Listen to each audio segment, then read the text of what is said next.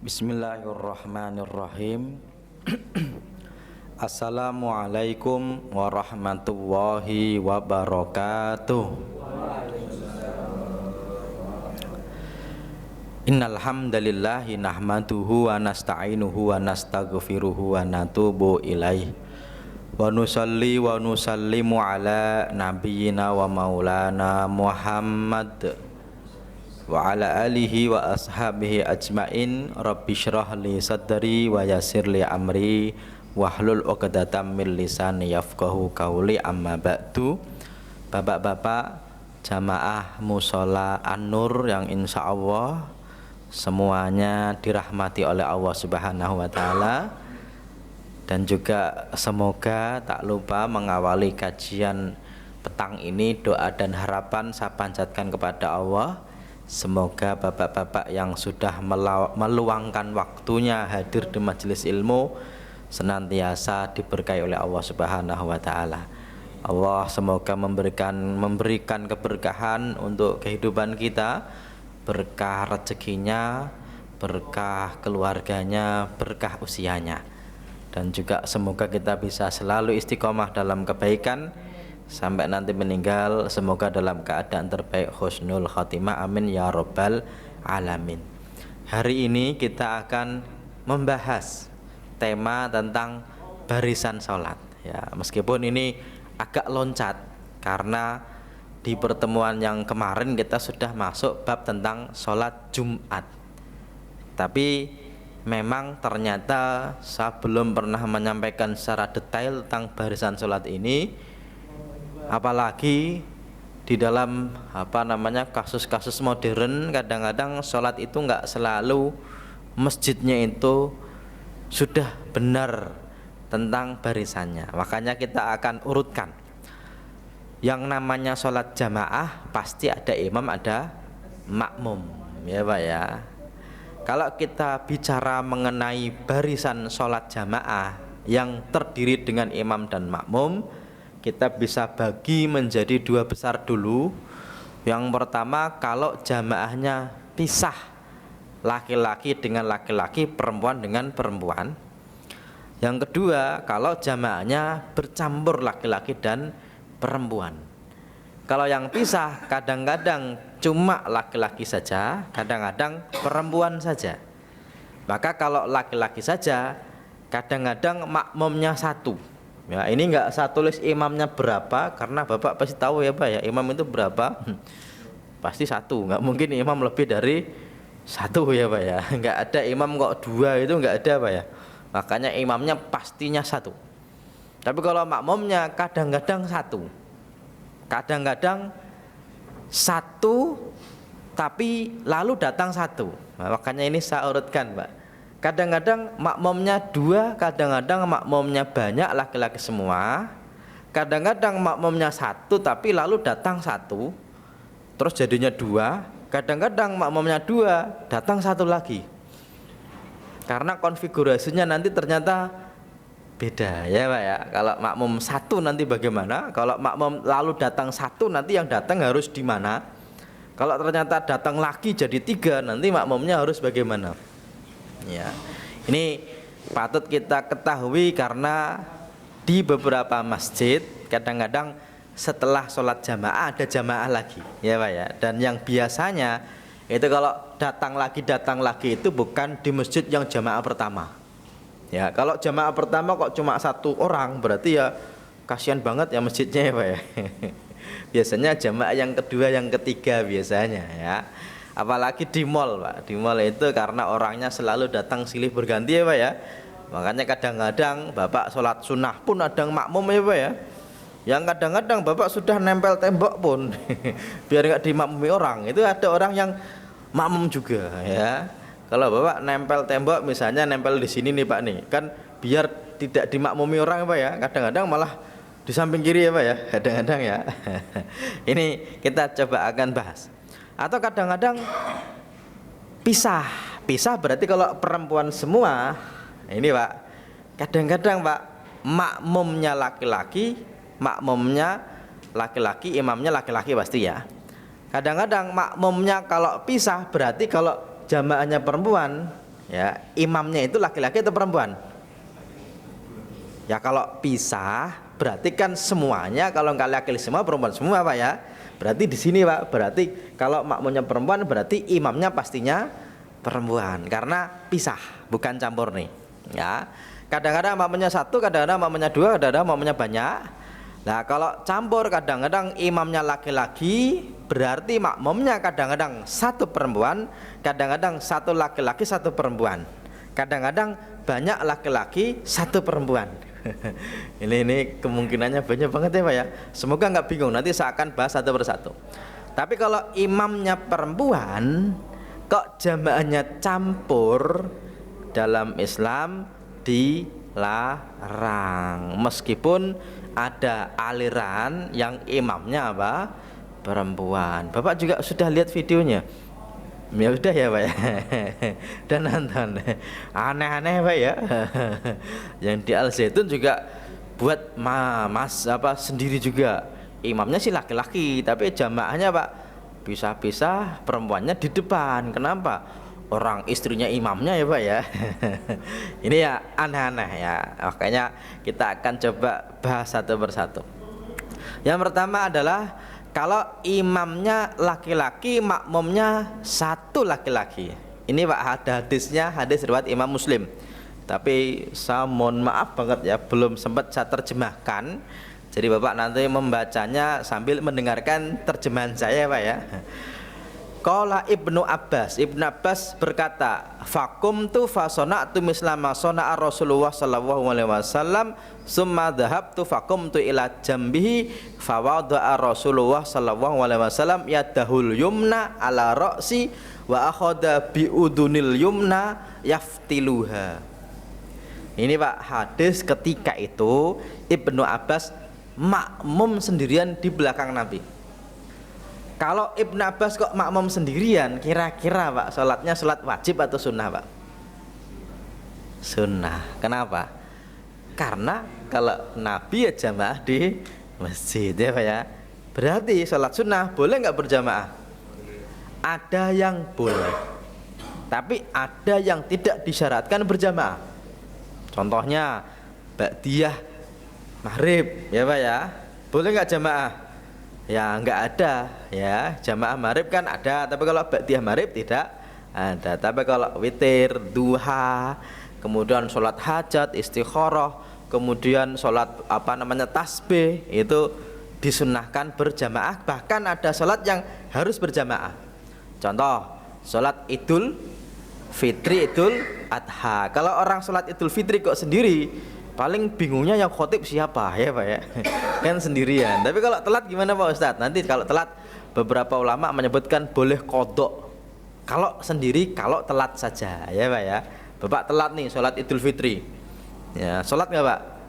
Enggak sih biasanya, melipir ya Pak ya. Idul Fitri Pak, bangun-bangun jam 7 ya Pak ya, terus mandi ke masjid, sudah khutbah Pak. Kira-kira Bapak lanjut atau pulang Pak? Pulang ya Pak ya. Apalagi kalau datang kan orang pada duduk semua nongkrongin, ngeliatin Bapak, loh ngapain tuh? Makanya kalau telat Idul Fitri itu biasanya orang nggak sholat Pak biasanya ya Pak. Tapi boleh sholat sendiri, boleh loh kalau telat. Cuma masalahnya kalau sholat sendiri Pak nggak usah ada khutbah. Kenapa? Karena kalau khutbah terus ngutbahin siapa? Orang sholatnya sendiri ya Pak ya. Oke, tapi kalau jamaah iya. Oke, lah Ibnu Abbas itu ceritanya makmum sholat sunnah Nabi. Kemudian Pak, tapi Allahu Akbar, dia datang Pak, ya Pak ya. Terus ketika datang, Ibnu Abbas itu di samping sini nih, di samping kiri, oke ya Pak ya. Kemudian ketika di samping kiri, ini nggak ada riwayat samping kirinya persis atau tidak. Makanya gara-gara ini Pak, nanti ulama beda pendapat terkait makmum itu persis atau agak belakang. Dalam mazhab Syafi'i agak belakang dikit, tapi dalam mazhab Hambali persis, karena samping di sini tidak disebutkan samping persis atau samping agak belakang Pak. Ya Pak ya, nggak ada kan ya. Oke. Cuma ketika Ibnu Abbas berdiri di samping kiri Nabi gitu ketika sholat apa Pak? Fawada Rasulullah yadahul yumna ala ra'si wa akhadha bi'udunil yumna yaftiluha bi'uduni al yumna yaftiluha. Ya. Ini Pak, gini Pak ya, Bapak kan kalau makmum kan imam ya Pak ya. makmumnya biasanya di kanan atau di kiri Pak? Kanannya Pak ya. Lah ini di kiri. Makanya tangan kanannya ditaruh gini, terus dijewer Pak. Ya, terus dipindah ke samping kiri, ya Pak ya. Mindahnya ini memang tidak disebutkan di depannya atau di belakangnya. Tapi kalau di belakang memang agak susah Pak. Ya Pak ya. Karena hadisnya bilangnya apa? Fawada Rasulullah sallallahu alaihi wasallam yadahul yumna ala ra'si, ya. Tapi ini sangat mungkin begini. Nabi meletakkan kepalanya yang kanan di kepalanya, tangannya kanan di kepalanya Ibnu Abbas. Wa akhadha biudunil yumna, kemudian memegang telingaku yang kanan. Ya, ini tidak disebutkan megangnya telinga dengan tangan kanan atau dengan tangan kiri. Cuma kalau dari hadis kan kepalanya, tangannya Nabi yang kanan di kepalanya. Ya, terus dijewer pakai kepala tangan kupingnya telinganya Ibnu Abbas itu dijewer dipindah ke kanan. Makanya kebanyakan ulama bilang sunnahnya kalau makmum sendiri itu di kanan apa? Imam, ya Pak ya. Meskipun hadis ini tidak disebutkan kanan persis atau kanan agak belakang. Secara sanad hadisnya sahih riwayat Imam Muslim Pak. Tapi yang menyebutkan riwayat lain nanti bukan riwayat Imam Muslim tapi riwayat Imam Ahmad. Hadisnya cukup panjang. Ceritanya gini. Anna Ibnu Abbasin radhiyallahu taala anhu qala, Ibnu Abbas juga dia cerita gini. Ataitu Rasulullah min akhiril laili. Jadi Ibnu Abbas ini Pak, dia ini orang dekat Nabi. Karena termasuk keponakannya Nabi Pak. Kenapa? Karena Ibnu Abbas itu anaknya siapa Pak? Betul ya. Ibnu Abbas itu anaknya siapa? Abbas, orang Ibnu Abbas ya Pak ya. Ke Bapak agak loading ya Pak ya. Ya mungkin agak sore itu Pak ya. Udah mulai lelah ya Pak ya. Ibnu Abbas itu anaknya siapa? Abbas. Kalau namanya Ibnu Abbas Bapak tahu nggak Pak? Abdullah. Jadi kalau ada sahabat Nabi kok disebut dengan Ibnu, itu biasanya anaknya, bapaknya siapa, anaknya namanya Abdullah. Ibnu Abbas, Ibnu Umar ya Pak ya, Ibnu Mas'ud. Nah biasanya begitu Pak. Lah Ibnu Abbas itu datang di akhir malam, berarti di rumahnya Nabi Pak. Ya Pak ya. Oke, fasallaitu khalfahu. Lah ini ceritanya malah beda dengan yang tadi. Kalau yang tadi kan di samping kiri, yang ini saya sholat di belakang. Fa'akhoda biyadi, kemudian Nabi memegang tanganku. Faja'alani hida'ahu, ya, kemudian Nabi meletakkan di sampingnya Nabi, tangannya dipegang, lagi sholat itu Pak, belakang ya Pak ya. Karena keponakannya agak, ini anak kecil nih ceritanya. Ibnu Abbas tuh ya masih kecil lah, maksudnya bukan anak kecil tapi belum dewasa lah, ya Pak ya. Nah ketika sholat malam itu Nabi ketika dimakmumi di belakang, dipegang, disaroh di sampingnya. Falamma aqbala Rasulullah ala sholatihi, ketika Nabi sudah menghadap sholatnya, khonastu. Ya tadi ceritanya berarti belum sholat tapi ketika di belakang, sini gitu ya Pak ya. Dan ketika Nabi sudah mulai sholat, malah Ibnu Abbas fakhonastu, khonastu artinya mundur sedikit Pak. Berarti di samping kanan ini mundur. Fasalla Rasulullah sallallahu alaihi wasallam, kemudian Nabi sholat. Falamman sharafa qala li, kemudian setelah sholat Nabi bilang, masya'ni aj'aluka hidai fatahnisu, emang kenapa kamu kan tadi di belakang, saya taruh dada ke depan malah kamu mundur lagi, ya Pak ya. Ini meskipun mundurnya nggak banyak Pak. Fakultu ya Rasulullah, kemudian Ibnu Abbas bilang, wahai Rasul, awayam bahili ahadin ayusalliya hida'aka wa anta Rasulullah sallallahu alaihi wasallam alladzi ataqallah. Terus Ibnu Abbas bilang, emang pantas saya ini sholat di sampingmu, kan engkau Rasul yang diberikan oleh Allah. Qala, kemudian Nabi menjawab gini, ya. Nabi itu bukan bilangnya kamu itu dikasih tahu malah ngeyel kayak gitu Pak. Ya, tapi Ibnu Abbas malah merasa tidak pantas makmum di sampingnya apa? Nabi. Terus Nabi itu bilangnya gini, fa'ajabtuhu fata'allaha li ayyazidani ilman wa fahman. Kemudian jawaban saya kata Ibnu Abbas itu menakjubkan, ya, membuat wah Nabi. Ya, maksudnya itu jawaban itu malah Nabi senangi Pak, karena merasa Ibnu Abbas itu nggak pantas makmum di sampingnya Nabi, ya Pak ya. Kemudian fata'awwahali, kemudian Nabi mendoakanku, ya, doa kepada Allah, ayyazidani untuk menambahkan kepadaku ilman wa fahman, ilmu dan kefahaman. Makanya dalam mazhab Syafi'i biasanya tidak persis di samping kanan tapi agak mundur sedikit ya. Meskipun dalam mazhab lain misalnya dalam mazhab Hambali atau beberapa ulama kontemporer itu bilangnya persis ya Pak ya. Kenapa dalam mazhab Syafi'i kok tidak sama persis di sampingnya? Karena pertama Ibnu Abbas pernah seperti itu. Yang kedua khawatir makmumnya malah lebih maju daripada imamnya, karena sangat mungkin Pak imamnya mungkin agak pendek, makmumnya tinggi ya Pak ya. Ketika pas sujud gitu malah kepalanya lebih maju daripada imamnya. Ini khawatirnya. Meskipun kalaupun ada yang di samping persis ya tidak masalah ya, karena memang ini awalnya Nabi itu meletakkan persis, tapi malah Ibnu Abbas agak mundur. Nabi tidak mengatakan itu keliru, tapi malah takjub dengan perbuatan Ibnu Abbas dan mendoakan semoga tambah ilmu dan kefahaman ya Pak ya. Terus kita gimana Pak Ustadz? Ya Bapak minimal Pak tidak di belakangnya ya Pak ya, dan tidak di depannya. Di depannya nggak boleh Pak ya. Kalau di belakangnya Bapak kok jadi imam, boleh kalau mau misalnya Bapak tangannya ke belakang, pegang tangannya Pak, taruh sini gitu Pak ya. Kata imam, kata makmumnya, sholat kok megang tangan ya Pak ya. Ya emang pernah begitu ya Pak ya. Tadi malah Nabi malah pegang telinga Ibnu Abbas, dijewer Pak. Bapak kalau ada ya makmum yang di samping kiri Pak, Bapak jewer aja Pak ya, indahin Pak. Kalau dia marah kan sunnah Nabi. Kalau itu Nabi Pak ya, Bapak kalau mau praktekin boleh, tapi habis sholat paling ngapain kamu jewer-jewer gitu Pak ya. Tapi kalaupun di kiri tidak masalah ya, tapi sunnahnya di kanan. Oke. Kemudian yang berikutnya, kalau imamnya laki-laki, makmumnya dua bagaimana? Oke, gini.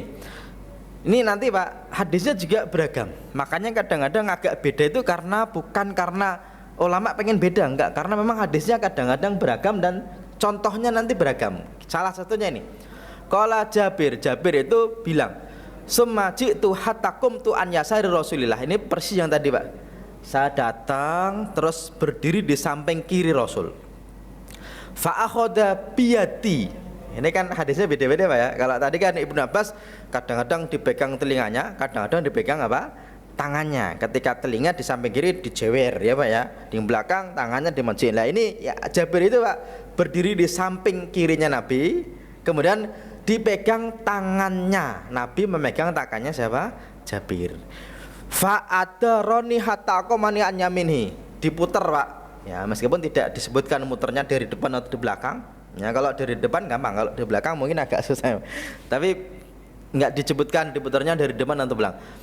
Nah, berarti Jabir awalnya di kiri Pak, terus diputar Nabi dijadikan di kanan. Makanya sunnahnya makmum sendiri di kanan ya Pak ya. Hanya saja summa ja'a Jabbar bin Sahr. Jabir datang di kiri, dijadikan di kanan. Kemudian Jabbar bin Sahr datang, kemudian dia wudhu. Semaja faqama an yasari Rasulillah. Ketika datang, dia baris di samping mana? Kirinya Rasul. Berarti kanan kiri, kanannya Jabir, kirinya Jabbar ya Pak ya. Oke. Tapi ini beda orang Pak, maksudnya beda orang, beda bapak ya. Satunya Jabbar bin Sahr, satunya Jabir bin Abdullah. Fa'akhoda Rasulullah sallallahu alaihi wasallam biyadaina jami'an. Kemudian Nabi memegang kedua tangan kami. Fadafa'na hatta aqamana khalfahu. Dimundurin sampai dua orang ini baris di belakang ya Pak ya. Oke, ini nih satu kejadian. Makanya nanti dalam melihat kasus seperti ini Pak, nanti ulama beda pendapat.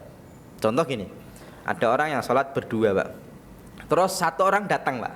Pertanyaannya, satu orang datang itu di belakang atau di samping kiri Pak? Di belakangnya Pak ya. Oke ya. Kalau kita nurutin hadis, awalnya Jabbar itu berdiri di mana? Di kiri. Baru setelah itu imamnya dorong ke belakang ya. Hanya saja dalam memahami hadis ini nanti ada yang persis dengan praktek ini. Bilangnya gini, kalau ada orang sholat berduaan harusnya datangnya jangan di belakang tapi di samping kiri. Habis itu terus ngapain ya? Dua orang mundur. Padahal sunahnya enggak dua orang mundur, tapi diundurin oleh Rasul ya Pak ya. Ya kalau imamnya dimaji gimana Pak Ustadz? Awalnya Pak, kenapa dua orang dimundurin oleh Rasul? Karena dua orang itu awalnya nggak tahu harus berdiri di mana. Makanya kalau ada yang bilang harus samping kiri karena Nabi begitu, itu ya nggak salah tapi nggak benar. Gimana Pak ya? Maksudnya itu nggak salah karena Nabi pernah begitu, tapi memang harusnya nggak begitu. Nah, artinya kalau ada ustadz kok bilang harusnya berdiri di samping kiri lalu dua-duanya mundur, itu nggak salah karena memang dulu Jabir dan Jabar seperti itu. Cuma Pak, dua orang ini bukan karena awalnya tahu, karena ketidaktahuan makanya diundurin ke belakang. Lah ulama-ulama yang lain bilangnya gini, ya sudah kalau ternyata dua orang karena sudah tahu nih berdirinya di mana, ya udah satunya langsung di belakang aja. Cuma Pak Ustadz ngasih tahu kalau yang di depan kalau kita makmum gimana dong ya Pak ya. Lah ini yang agak susah. Di hadisnya nggak ada ceritanya nepok pundak Pak. Ya makanya kalaupun ternyata ada, ya awalnya gini, tinggal bisa kan, tinggal berdiri saja awalnya Pak ya. Itu yang depan itu kalau tahu ada makmum Pak, dia langsung apa? Mundur ya Pak ya. Oke ya. Hanya saja kadang-kadang yang depan nggak tahu kalau kita makmum. Terus gimana dong Pak Ustadz? Ya bisa jadi kita bro mundur bro ya Pak ya. Langsung dia mundur, oke saya mundur gitu Pak ya. Lah terus gimana dong? Masa ngomong sih ya udah tepuk aja pundaknya, tepuk baru apa?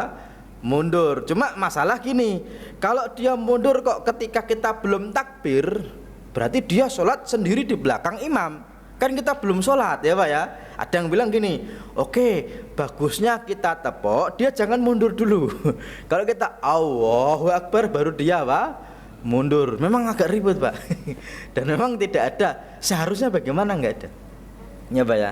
Kalaupun ada yang tepuk pundak itu hanya untuk mengabarkan, oh begini loh gitu ya. Tapi kalaupun ternyata begini Pak, misalnya nih ya ada dua orang, yang satu di samping kanan, yang satu di samping kiri. Itu kalau nggak pada mundur Pak, imamnya bisa maju juga ya. Imamnya maju gitu Pak ya, berarti akhirnya imamnya di depan, makmumnya dua di belakang. Cuma kadang-kadang karena sudah sholat kan nggak bisa komunikasi Pak, imamnya maju, makmumnya malah mundur ya Pak ya. Berarti malah jalannya dua sof Pak. Loh kok kamu mundur ya Pak ya. Makanya kadang-kadang kacau Pak ya. Cuma kalau sekarang kok ternyata misalnya kita tepuk pundak terus takbir Allahu Akbar, terus yang depan baru mundur, itu paling bagus ya Pak ya. Tapi kalau ternyata mau seperti ini juga boleh.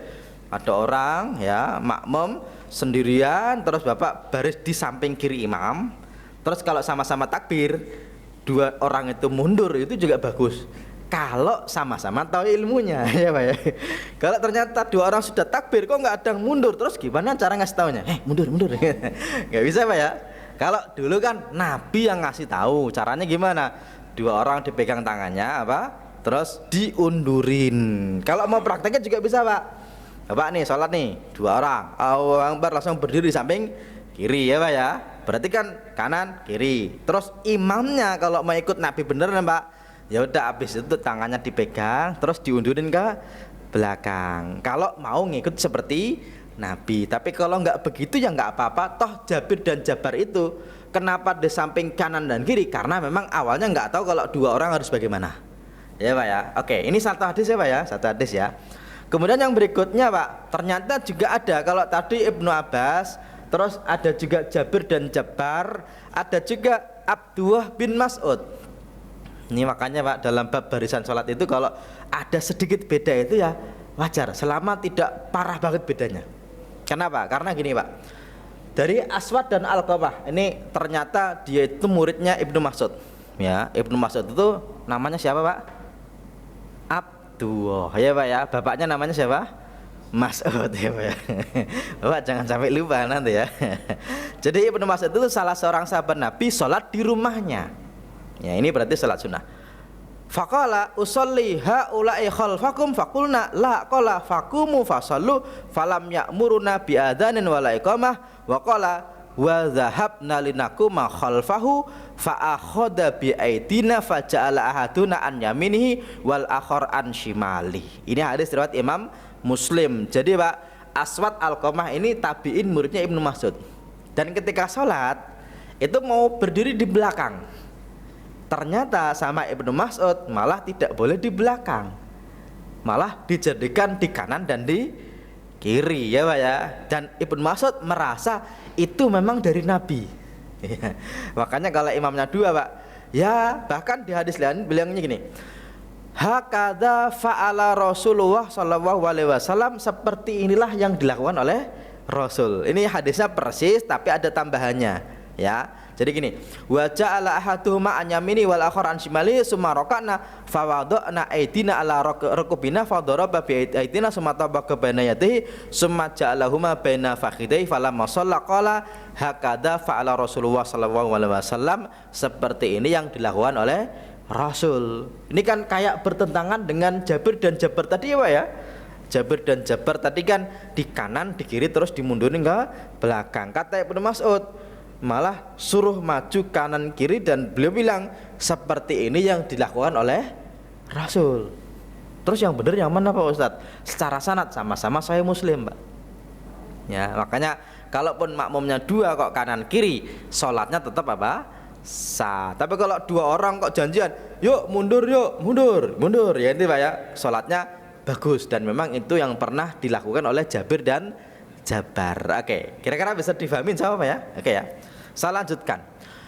Kalau imamnya laki-laki, makmumnya banyak tapi laki-laki semua, gampang ya, karena ada hadisnya la takhtalifu fa takhtalifa qulubum liyaliyani minkum ulul ahlami wan nuha summal ladina yalunahum summal ladina yalunahum.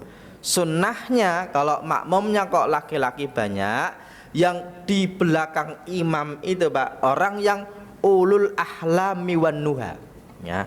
Al ahlam itu artinya dewasa, artinya kalau bisa jangan anak-anak, ya Pak ya. Ini barisan di belakang apa?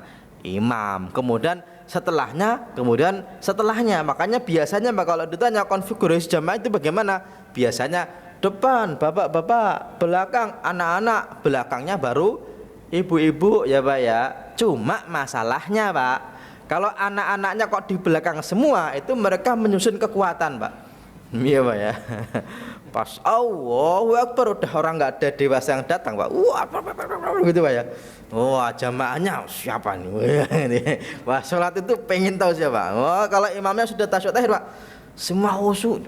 Nah, setelah salam siapa tadi ya Pak ya? Nah, pada diam semua. Gitu Pak ya. Kadang-kadang anak-anak itu pinter Pak. Belajar dari pengalaman ya Pak ya. Enggak tahu kalau dulu bapak-bapak anak-anak gitu enggak Pak?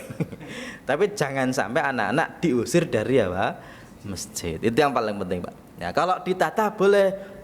Kalau ada ngalah, enggak ikut jamaah dulu boleh. Bagus ya Pak ya. Ngalahnya bukan berarti enggak ikut jamaah. Ditungguin aja. Nanti kalau sudah rokaat mau terakhir Pak, bapak baru takbir Allahu Akbar ya Pak ya. Boleh. Tapi kalau marah, wah gimana? Anak siapa nih? Loh kan anak kan bapaknya. Oh iya ya, saya kan bapaknya. Ternyata bapaknya yang tadi marah Pak. Nah, dan kalau ternyata nanti diusir dari masjid, khawatirnya ya Pak ya, dari kecil sudah tidak di masjid. Makanya kalau ditanya, anak kecil boleh ke masjid nggak Pak Ustadz? Jawabannya tergantung ya. Kalau anak kecilnya kok 10 tahun ke atas Pak, itu justru kalau nggak sholat suruh ngapain Pak?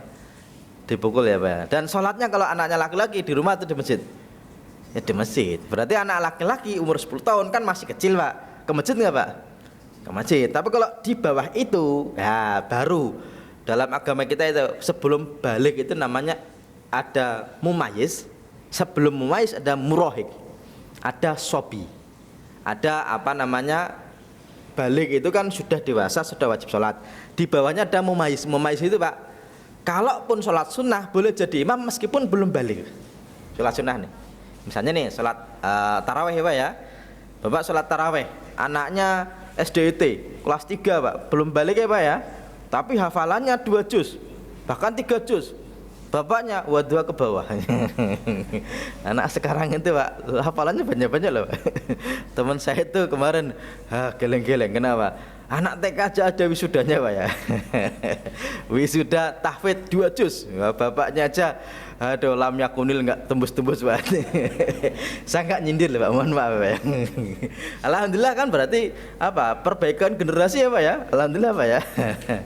Tapi memang kadang-kadang itu modus operandi untuk sekolah mahal Pak.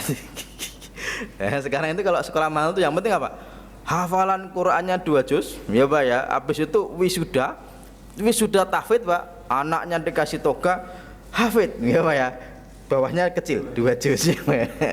Terus nanti ada acara menyematkan mahkota kepada bapaknya. Itu udah kayak bapaknya itu udah ahli surga bener Pak. Wah, ini calon ahli surga ya Pak. Padahal itu Pak, sekolah gitu itu saya paham betul guru-gurunya sudah Pak. Ya, guru-guru itu ngeluh Pak, ngeluhnya apa? Ini kalau Quran bagus, tapi kalau ilmu yang lainnya kacau agamanya ya Pak ya. Ya ada yang seperti itu ya Pak ya, ada yang seperti itu.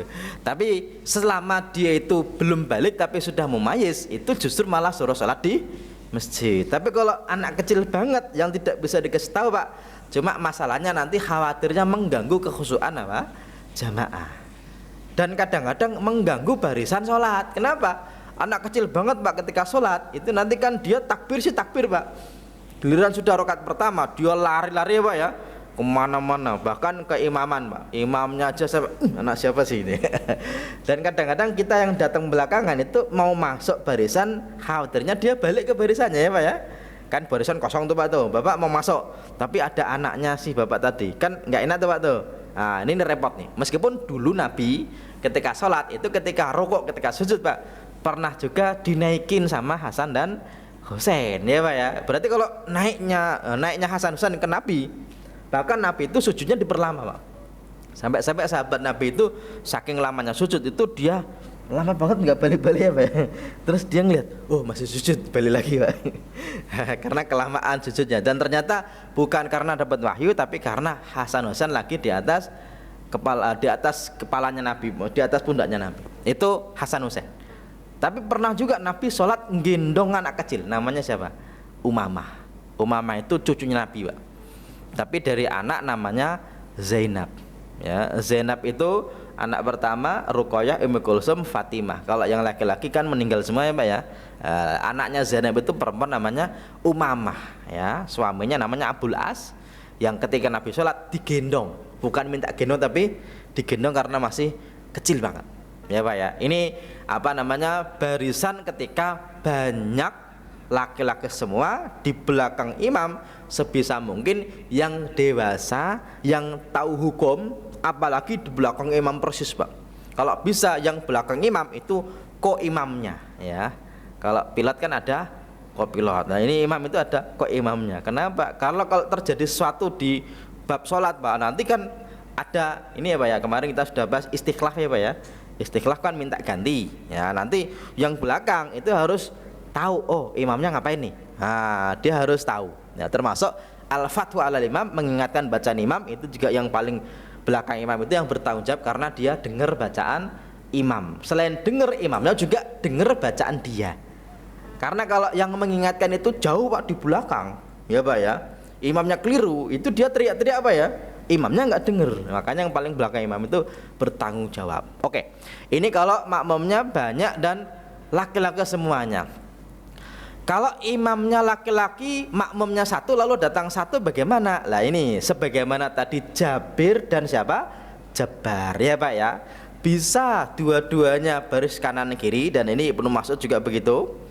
Atau setelah baris kanan kiri, imamnya mundurin ke belakang, atau yang satu datang baris di belakang imam, kemudian takbir, kemudian yang depan apa?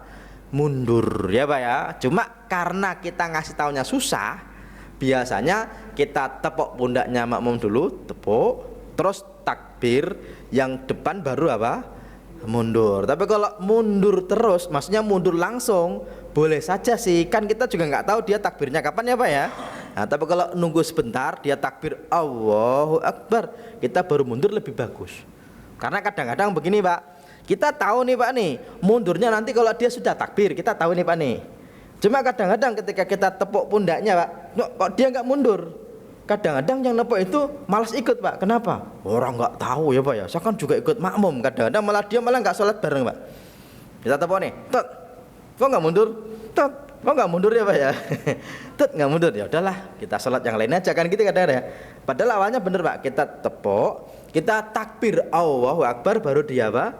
Mundur. Bagusnya sih begitu. Cuma kadang-kadang tadi ya, kalau kita tepuk kok dia nggak mundur, seolah-olah dia nggak mau makmum bareng kita.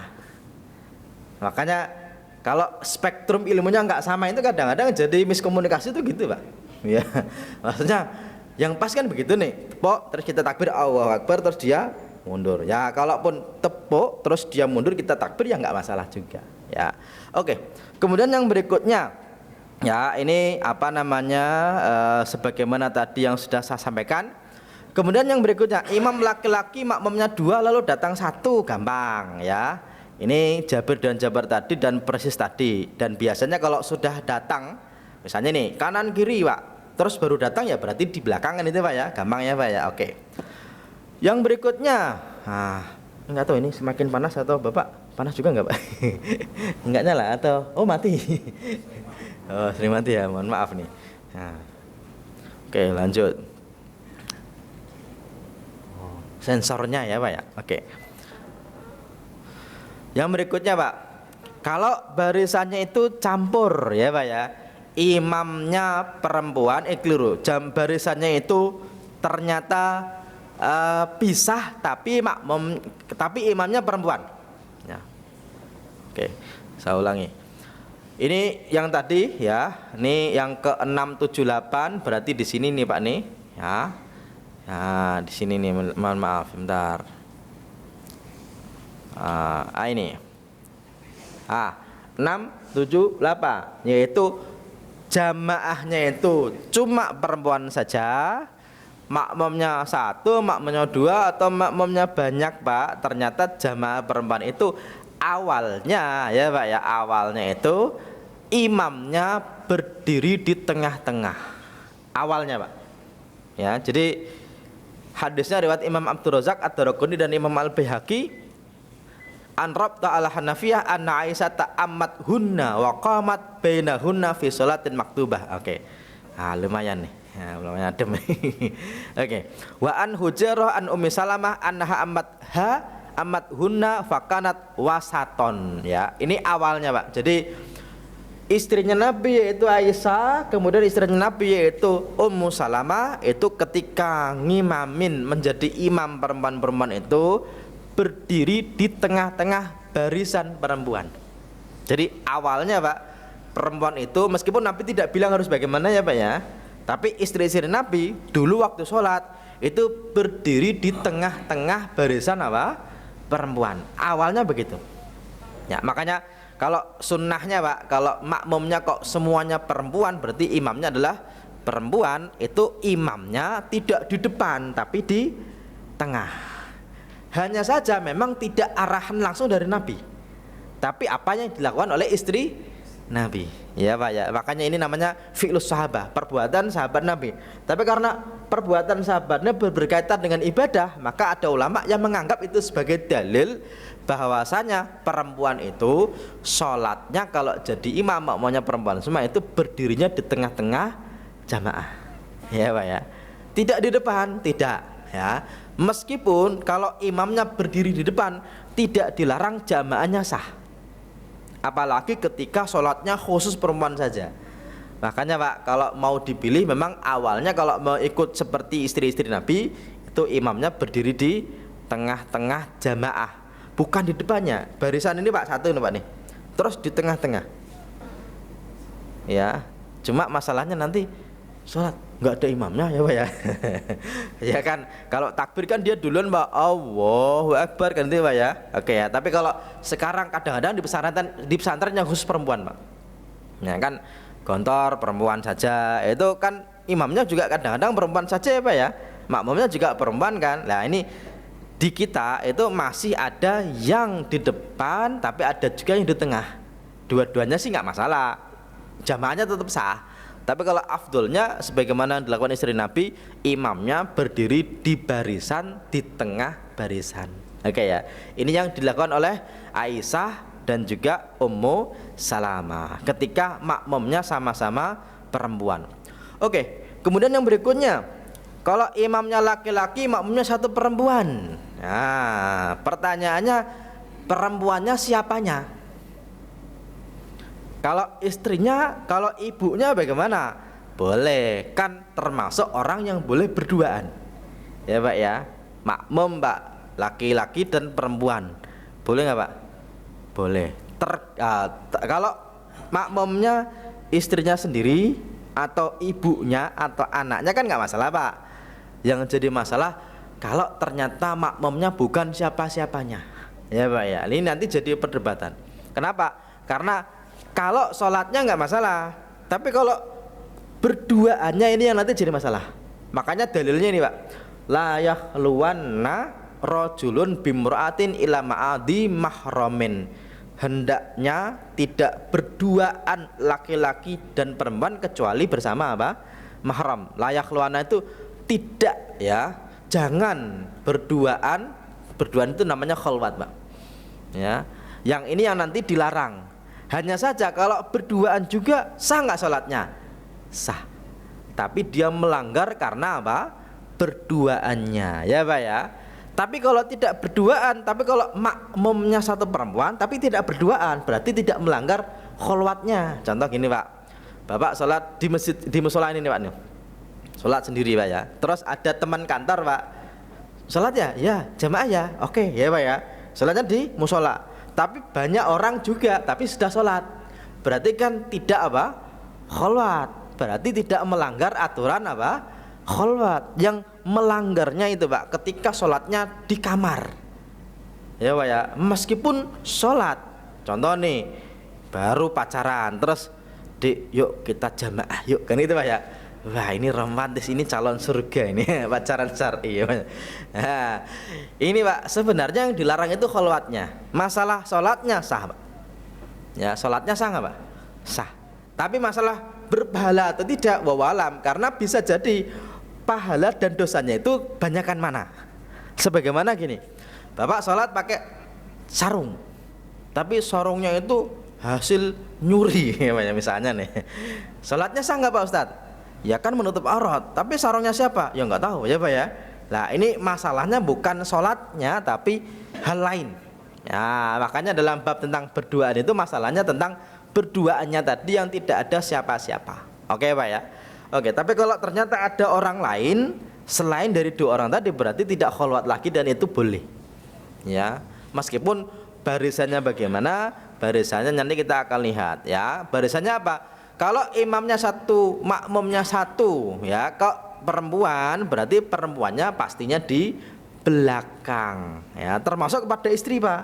Kalau sholat bapak dengan istrinya bapak, berarti istrinya itu berdiri di belakang, ya, meskipun bagusnya belakang persis. Kalau belakang agak nyamping dikit nggak masalah, tapi bagusnya apa? Di belakang persis ya Pak ya, tidak di samping kanan, tidak di samping kiri. Oke. Kemudian kalau berikutnya imamnya laki-laki, makmumnya satu laki-laki satu perempuan. Ya, Nabi pernah Pak, dari Anas bin Malik dia berkata, "Shalla an-nabiyyu sallallahu alaihi wasallam fi baiti Ummi Sulaim, faqumtu wa yatimun khalfahu wa Ummu Sulaim khalfana." Jadi Anas bin Malik cerita, dulu Nabi pernah sholat di rumah kami. Ya, kemudian saya, kata Anas bin Malik, berdiri dan satu anak yatim di belakang beliau, adapun Ummu Sulaim di belakang kami. Ini Pak, hadis ini nanti jadi banyak apa penafsiran ya, maksudnya banyak faedah yang diambil. Pertama, kalau makmumnya campur berarti yang depan adalah laki-laki, yang belakang adalah perempuan. Meskipun laki-lakinya sendiri bersama dengan anak kecil. Ya Pak ya, anak kecil ini Pak terwakili dengan kata yatim, karena kalau disebut yatim pasti anak kecil. Karena yatim itu syaratnya Pak, bapaknya meninggal dia belum balik. Ya Pak ya, kalau sudah balik itu namanya mantan yatim. Ya.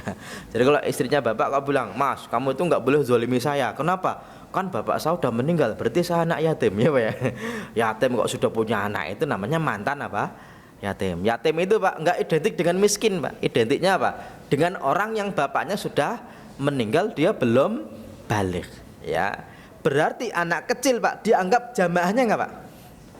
Dianggap. Buktinya Pak, kalau enggak dianggap barisannya, berarti Anas bin Malik harusnya barisnya tidak di belakang tapi di samping kanan ya Pak ya. Makanya anak kecil itu Pak barisannya tidak memutus barisan sholat kalau ini memang dia baris.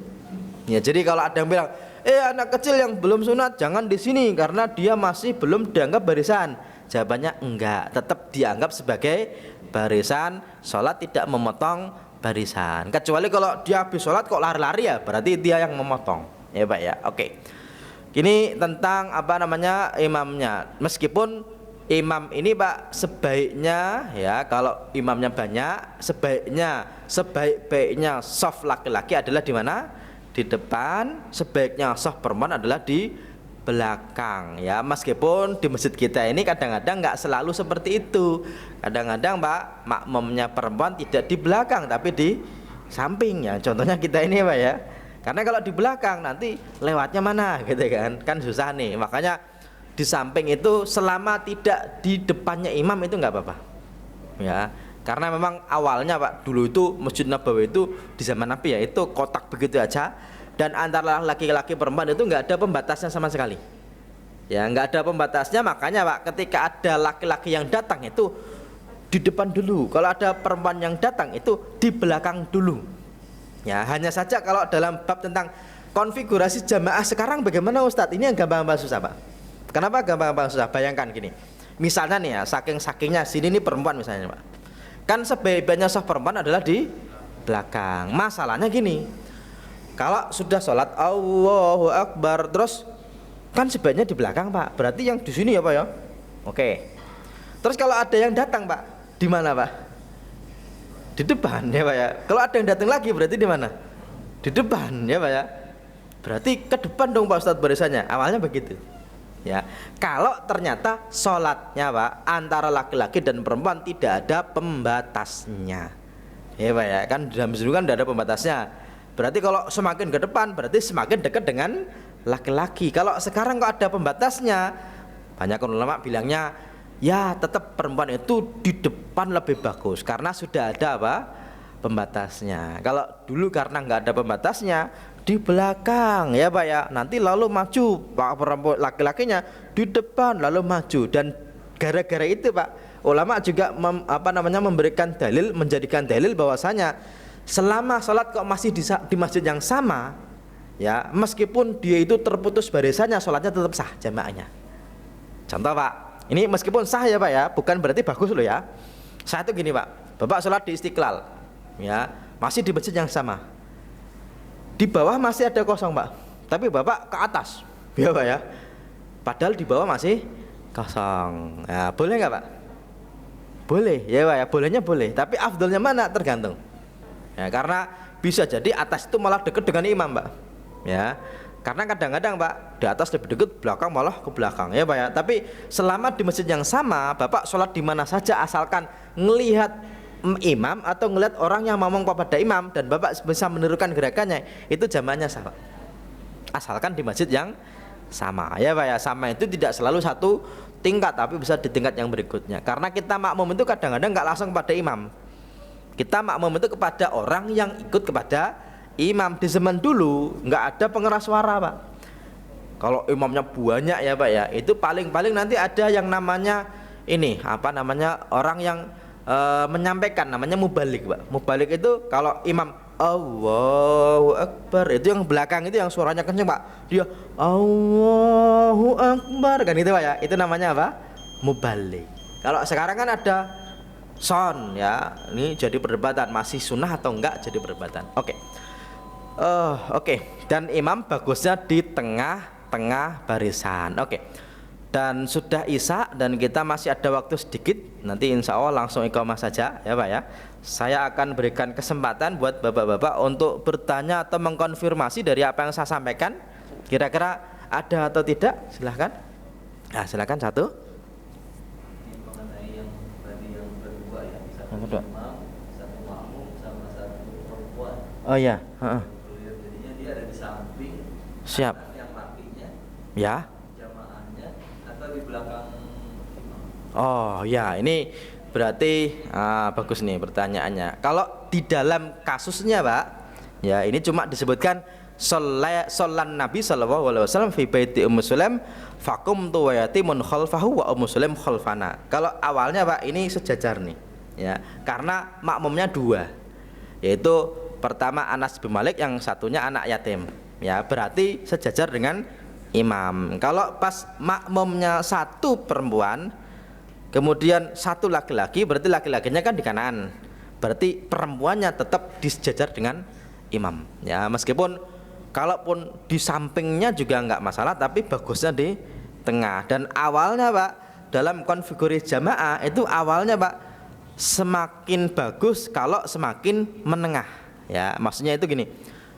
Kalau ada orang sholat nih, kalau sini kan mungkin sedikit ya space-nya Pak ya. Kalau di Istiqlal kan panjang banget tuh. Awalnya Pak, ketika orang datang itu yang bagus itu di belakangnya, terus kanan, tapi bukan kanan, tapi kanan kiri biar imamnya tetap di tengah ya Pak ya. Awalnya begitu ya, cuma kadang-kadang Pak ada yang pengen kan yang sunnah kanan ya Pak ya, kadang-kadang ada yang di belakang imam, yang satu Pak di sono di kanan ya Pak ya, dan tengah-tengahnya kosong ya, jamaahnya sisa. Tapi bagusnya itu awalnya Pak tengah dulu ya Pak ya, kanan kiri itu yang paling bagus, baru nanti ke belakang kalau memang itu masih sisa. Jadi kalau pertanyaannya tadi makmumnya satu laki-laki, imamnya satu perempuan, berarti tetap perempuannya di belakang apa? Imam ya Pak ya. Karena makmum perempuan itu tidak ada yang di samping imam kecuali imamnya perempuan ya. Kalau barisannya campur, lah ini nggak tahu syariat siapa itu Pak. Awalnya nggak ada ya Pak ya, nggak ada syariat seperti itu. Oh ada, mungkin syaratnya Pak Panji Gumilang mungkin ya Pak ya. Ya, awalnya awalnya nggak ada dalil yang memperbolehkan dan tidak ada kisahnya. Meskipun kita juga bisa bilang kan nggak ada dalil berarti dilarang. Ya memang awalnya laki perempuan itu dulu Pak itu nggak nyampur ya Pak, perempuan malah di belakang. Oke, bisa diterima jawabannya insya Allah. Oke, ada yang lain? Silakan satu Pak. Kan disebutkan, saya nggak hafal deh dalilnya. Siap. Kalau ada yang sholat kita harus buru-buru lah mengikuti imam tersebut ya. Lagi sendiri gitu Ustaz. Nah kadang kesulitannya adalah ketika dia ini lagi sujud nih. Sujud. Kita nepoknya tuh lagi sujud apa nunggu dia berdiri dulu Ustaz? Awalnya kan udah rakaat terakhir ya, jadi kita nggak bisa jamaah. Tapi imamnya sendirian. Sendirian. Lagi sholat sendiri, jadi kita mau jadi makmumnya gitu. Oh gitu. Siap. Bagus nih ya pertanyaannya. Misalnya nih, imamnya sujud tapi sendiri, kita pengen makmum. Katanya kan kalau kita makmum segera berangkat biar dapat rakaatnya imam kan itu ya. Iya. Oke, kalau imamnya sujud terus kita nepuknya gimana? Awalnya nggak ada syariat nepuk imam. Jadi nggak ada dalil kita kalau makmum itu nepuk siapa? Imam. Ibnu Mas'ud nggak nepuk Nabi ya Pak ya. Jabir tidak menepuk Nabi. Awalnya gabung saja berarti dia akan jadi makmum. Awalnya begitu awalnya ya. Harusnya kalau ada orang gabung kok dia ikut gerakannya dengan kita sadar kalau dia makmum dengan kita. Berarti sikap kita apa? Minimal mengeraskan takbir. Tapi masalah ganti niat, imam itu nggak harus niat imam. Kalaupun dia sholat sendiri terserah, itu boleh. Yang wajib itu niat makmum. Berarti kalau kita gabung kok pengen niat makmum, berarti kita niat apa? Jadi makmum. Lah dalam kasus imamnya sudah ruko, gampangnya apa? Bisa kita tunggu berdiri. Tapi kalau khawatir rakaat terakhir, berarti kita takbir Allahu Akbar, terus kita apa? Ruko. Atau langsung sujud kalau dia sudah sujud ya. Lah kan kita nggak nepuk Pak Ustadz, nggak apa-apa. Karena yang wajib niat itu makmumnya. Maksudnya pengen jamaah dengan dia itu makmumnya. Lah imamnya bagaimana? Imamnya Pak awalnya itu ada orang di sampingku, berarti dia makmum kepadaku. Ya Pak ya. Kalaupun dia tahu makmum berarti minimal takbirnya Allahu Akbar ya. Pertama mungkin nggak begitu keras. Tapi kok dia ikut, berarti dia ikut. Ya udah langsung Allahu Akbar. Itu kerasan lebih bagus. Jadi tidak harus kita nepuk pundaknya. Ini awalnya nepuk pundak itu untuk memberi kabar saja. Terus dari siapa? Ya enggak dari siapa-siapa. Hanya untuk memberi kabar kalau saya ingin makmum. Ya, walaupun tanpa memberi kabar pun dengan berdiri di sampingnya sudah tahu kalau kita makmum, ya Pak ya. Tapi kalau yang datang kan banyak, kita kan susah nih berdirinya di sampingnya. Lah biasanya ya udahlah, kasih taunya gimana? Tepuk pundaknya aja. Itu istihad dalam artian kalaupun tidak pakai tepuk pundak boleh, atau kalau pakai ngomong juga boleh. Ngomong tuh gini, "Mas, sholat sendiri ya, makmum ya," gitu ya. Itu awalnya boleh, ya. Yang tidak boleh itu kalau dia jawab ya, gitu nggak boleh. Kalau ngomongnya boleh ya, tapi kalau ngomong daripada dia jawab nanti kan batal. Kita tepuk pundak aja, gitu ya. Meskipun kadang-kadang yang ditepuk itu kadang-kadang nggak mau Pak. Gitu ya, gitu. Ada yang menolak untuk dimakmumin itu kadang-kadang ada, karena dia merasa kan saya sholat sunnah gitu ya, masa dimakmumin sih, kadang-kadang begitu. Oh ya bener nih. Kita nggak tahu Pak, jadi masuk begini ternyata dia sholat sunnah, kan dia nolak biasanya. Iya, kadang-kadang nolak ya Pak ya. Karena dia sholat sunnah ya. Sebenarnya Pak, bab imam dan makmum itu beda sholat nggak apa-apa. Jadi meskipun sholat sunnah kok dimakmumi sholat wajib, awalnya nggak ada nolak, kenapa orang beda jurusan kok ya Pak ya. Selama model sholatnya sama itu boleh. Kecuali kalau imamnya sholat gerhana, makmumnya sholat isya, itu yang nggak bisa ya Pak ya. Kenapa? Orang beda ya. Apalagi imamnya sholat jenazah, itu nggak bisa Pak ya. Kalau beda niat cuma sunnah dan wajib, dua-duanya boleh dibalik. Boleh dibalik itu gini, imamnya sholat sunnah, makmumnya sholat wajib boleh. Atau imamnya sholat wajib, makmumnya sholat sunnah boleh. Emang ada Pak Ustadz? Dulu Pak, kalau imamnya sholat wajib, makmumnya sholat sunnah, itu kasusnya gini. Ada sahabat Nabi masuk masjid, dia ketinggalan jamaah. Nabi bilang, siapa yang mau sodakoh, ya Pak ya. Sodakoh apa? Pahala, biar dia dapat sholat apa? Sunnah, keliru, biar dia dapat sholat jamaah. Makanya yang makmum itu berarti dia sholat sunnah mengikuti sholat apa? Fardu. Meskipun tidak ada apa ya, tidak ada arahan. Kalau sholat isya gimana dong ya Pak ya. Kan sholat isya kan 4 rakaat. Nah, terus makmum sholat apa 4 rakaat itu ya? Nggak ada yang seperti itu. Tapi kalau imamnya sholat sunnah, imamnya sholat sunnah, makmum sholat fardu, itu ada dalilnya, yaitu ketika sahabat Nabi Mu'ad bin Jabal Pak, itu dikritik oleh Nabi gara-gara dia sudah sholat isya bersama Nabi ya, terus balik ke kampungnya Pak, ternyata kampungnya belum sholat isya, disuruh jadi apa? Imam, dan dia mau lagi dan lama lagi ya Pak ya. Makanya ada sahabat Nabi yang satu yang kelamaan, dia membatalkan jamaah, dia melanjutkan sholat sendiri pulang ya. Besoknya jadi omongan, dipanggil oleh Nabi, yang dimarahin bukan yang pulang tapi malah yang jadi imam ya, karena dianggap kelamaan. Berarti kalaupun sholat sunnah awalnya Pak, itu nggak harus nolak ya Pak ya. Tapi kalau nolak ya nggak apa-apa, orang dia nggak mau diimamin ya Pak, nggak mau dimakmumin kan boleh-boleh aja. Oke, ada yang lain? Satu lagi silakan. Jenazah. Bagus nih. Gini, sebenarnya Pak, selama makmum itu nggak ikut bersama rakaat pertama imam, itu bisa disebut dengan masbuk ya. Berarti sholat jenazah ada masbuk. Kenapa? Karena sholat jenazah itu minimal 4 takbir. Bahkan di zaman dulu Pak, ada riwayat bukan cuma 4 takbir, ada beberapa takbir, ada yang 5 takbir. Tapi kebanyakan ulama bilang sekarang tinggal 4 takbir. Kalau kita datang kok sudah takbir terakhir, berarti kita tetap Allahu Akbar. Takbir kita berarti rakaat yang ke-1. Berarti yang dibaca tetap surat Al-Fatihah. Kalau imamnya Assalamualaikum warahmatullahi wabarakatuh, ya udah kita takbir lagi Allahu Akbar, Allahu Akbar, Allahu Akbar. Ngerti Pak ya? Oke ya. Yang tidak ada itu apa? Ketika kita ketinggalan takbirnya imam sholat Idul Adha. Ketika kita datang kok imamnya sudah baca surat, kita takbir Allahu Akbar, kita langsung gitu aja. Nggak usah, kan saya kurang ya, udah Allahu Akbar. Allahu Akbar ya, nggak usah Pak. Itu nggak ada ya, itu sudah selesai ya. Tapi kalau kita ketinggalan 1 rakaat, berarti rakaat yang kedua kita takbirnya 5. Oke ya, oke. Saya kira ada lagi atau cukup? Cukup ya Pak ya. Kalau cukup, insya Allah kita akhiri dulu dengan sama-sama baca hamdalah, alhamdulillah rabbil alamin, dan doa kafaratul majlis. Subhanaka wahumma wa bihamdika asyhadu an la ilaha illa anta astaghfiruka wa atubu ilaik. Assalamualaikum warahmatullahi wabarakatuh.